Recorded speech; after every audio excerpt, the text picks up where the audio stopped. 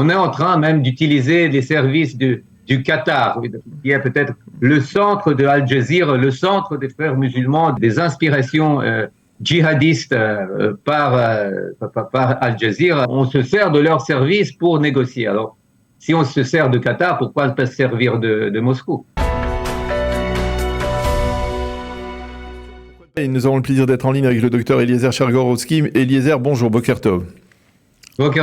Alors vous êtes en général spécialiste en sciences politiques, spécialiste en particulier du dossier russo-ukrainien. On en a parlé avec vous à de multiples reprises, mais je voudrais essayer d'avoir votre appréciation, votre décryptage sur cette conversation téléphonique assez inattendue hier entre Binyamin Netanyahou et Vladimir Poutine. Les deux hommes se sont parlé pendant 50 minutes. Et lorsque on connaît les tensions qui existent actuellement entre Israël et la Russie, même de la part de Binyamin Netanyahou, qui était jusqu'à il n'y a pas si longtemps encore assez proche de Vladimir Poutine. On se souvient de Poutine qui avait invité Netanyahou à être l'invité d'honneur de la parade du 9 mai sur la place Rouge il y a de cela quelques années.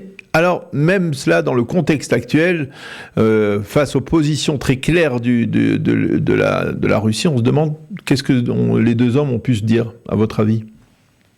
Bon, ça, je crois que tout d'abord, vous avez tout à fait raison, il faut faire la part des choses. Il faut faire la part des choses entre l'état des lieux tel qu'il est aujourd'hui, où la Russie a rejoint totalement l'axe du mal, où elle s'est réalignée avec l'Iran, avec la Chine, et pas en tant que numéro un, comme c'était le cas il y a 50 ans, 60 ans, mais plus en tant que pays, on pourrait dire dépendant, pour pas dire vassal, de la Chine, niveau économique, de l'Iran, niveau militaire, etc., etc.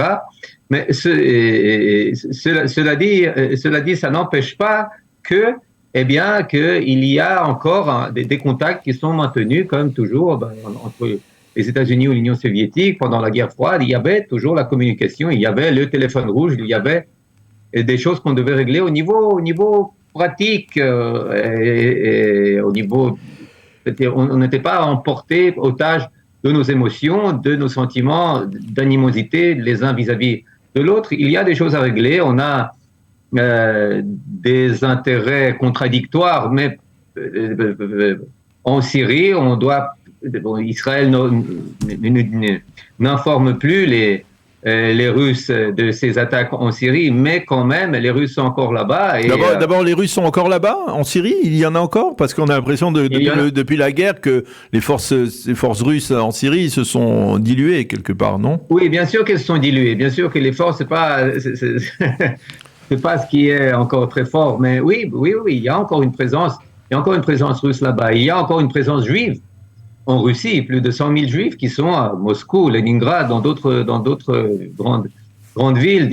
L'agence juive, elle fonctionne toujours, certes à un moindre niveau, mais elle a toujours des dizaines de branches dans différentes villes russes. C'est-à-dire, c'est des intérêts qui doivent être pris en commun et on ne peut pas tout briser et dire on n'en a rien à faire, etc., etc.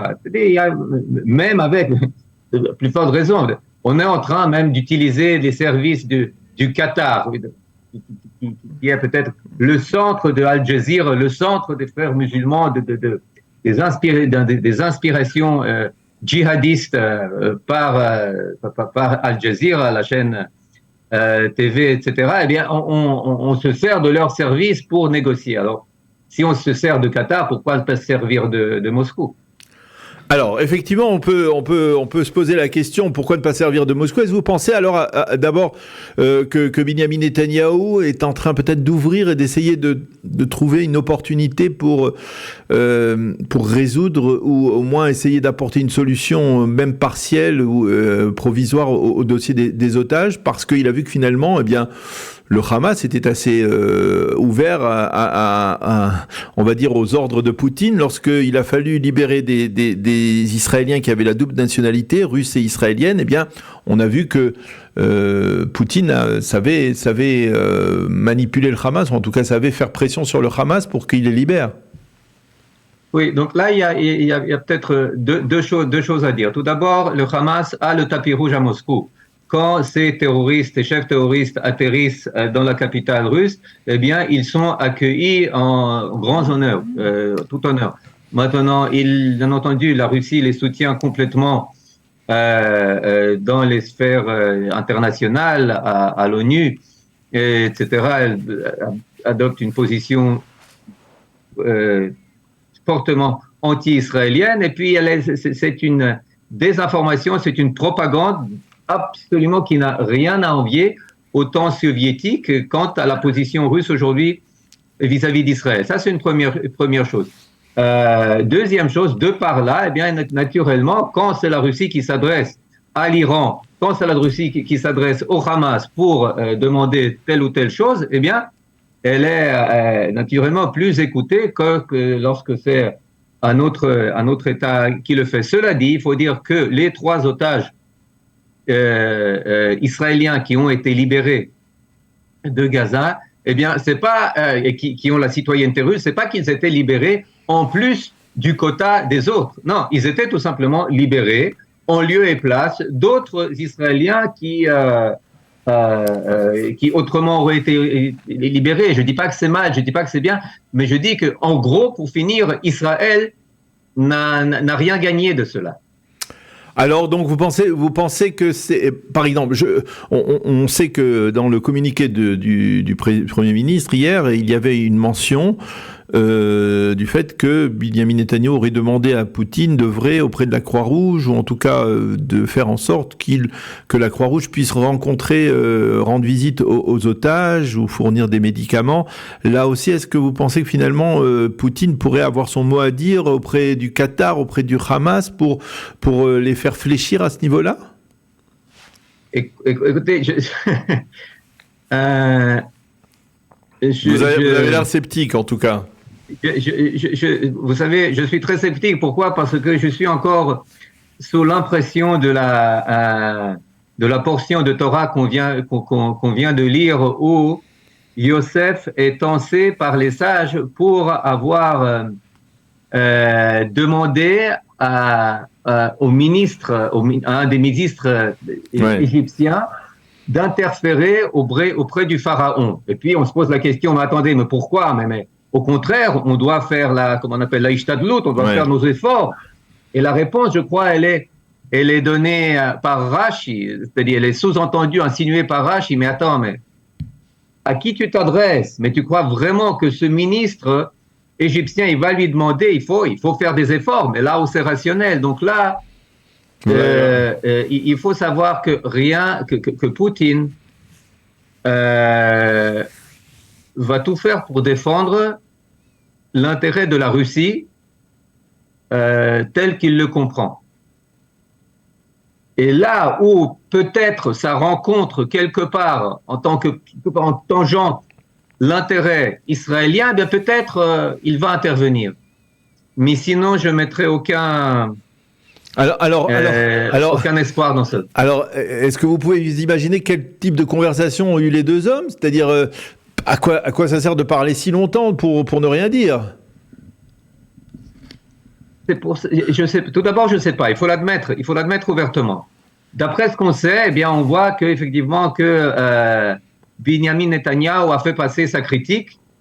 Très virulente il a quant à la position de la Russie. Voilà, la position de la Russie concernant dans les forums internationaux comme l'ONU, où la Russie, bien entendu, a par exemple voté en faveur de la résolution sur un cessez-le-feu, comme sa relation avec l'Iran également, qui s'est consolidée, exactement. On le sait. C'est-à-dire, je pense que tout d'abord, la position israélienne, elle doit être entendue. Ça a une valeur en soi. Ne serait-ce que pour faire comprendre, ok, tu peux défendre tes intérêts, tu peux croire que c'est la raison d'État, tu as besoin maintenant de l'aide chinoise, de l'aide iranienne, etc. Mais cela dit, il y a une position que tu dois prendre en compte. Et c'est une position qui, aujourd'hui, contrairement à il y a 80 ans, il y a 100 ans, qui a aussi, comme le disait Staline, à son appui plus d'une division militaire. Donc, ça, c'est une chose. Que la Russie vis-à-vis d'Israël, elle a aussi des choses à perdre. C'est-à-dire remettre les choses à l'ordre, c'est-à-dire que nous ne sommes pas aussi dépendants de la Russie que nous l'étions il y a 50 ans, il y a 70 ans, ou bien durant le vote à l'ONU le 29 novembre 47. Ça aussi, c'est une chose à dire. Maintenant, au-delà, peut-être, est-ce qu'il y a des services qui pourraient être utiles? Eh bien, on en a parlé. Bien sûr, si on peut s'adresser au Qatar, eh bien, on peut s'adresser aussi à la Russie. Et j'espère que dans tout ce machiavélisme de la Russie qui est revenu à ses vieilles habitudes, eh bien, peut-être qu'il y a encore quelque chose à voir et à faire, mais je ne sais pas. Vous ne savez pas. Bon, eh bien, écoutez, on va en tout cas en rester là. C'était important d'essayer de comprendre un peu ce qui se passe dans la tête de ces deux leaders. Pourquoi, eh bien, ils se sont parlé aussi longtemps, alors que on peut dire que le contact était quasiment rompu, hein, puisqu'ils ne se sont parlé depuis le 7 octobre qu'une seule fois. Apparemment, Vladimir Poutine a daigné téléphoner à un certain moment pour présenter ses condoléances, mais rien de plus. Et donc, quelque part, c'était intéressant de voir pourquoi ils se sont parlé et pourquoi ils se sont parlé si longtemps. Je vous remercie, Dr Eliezer Chargorowski, de nous avoir aiguillé un petit peu sur une certaine partie de décryptage de cette rencontre. Merci beaucoup d'avoir été avec nous ce matin. Désolé d'avoir pas été plus optimiste. Oui. Merci beaucoup. Chag Sameach, à bientôt.